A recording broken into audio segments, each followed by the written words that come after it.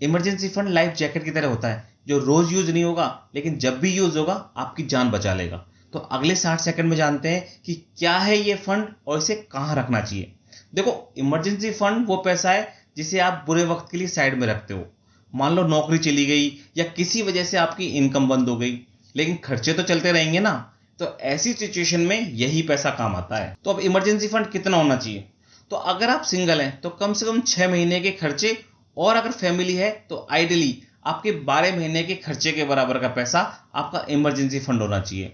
और यहाँ खर्चे का मतलब सिर्फ जरूरी खर्चे हैं, जैसे घर का खर्च, बिजली पानी, बच्चों की पढ़ाई वगैरह, इस तरह के खर्चे। अब सवाल ये आता है कि ये पैसा कहाँ रखना चाहिए। तो देखिए, 10% कैश में होना चाहिए ताकि आप तुरंत यूज कर सको। 20% आपके सेविंग अकाउंट में होना चाहिए, जिससे कम से कम 2-3% ब्याज आपको मिलता रहे और जिसे आप यूपीआई या डेबिट कार्ड का यूज करके कभी भी निकाल सको। और बाकी का 70% होना चाहिए एफडी में, जिसे जरूरत पड़ने पर निकाल सकते हैं और इंटरेस्ट भी कम से कम 6-7% आपको मिलता रहता है। भगवान ना करे कभी कोई बुरा वक्त आए, लेकिन अगर कभी कोई बुरा वक्त आया तो इमरजेंसी फंड का ये कॉम्बिनेशन हमेशा आपकी मदद करेगा।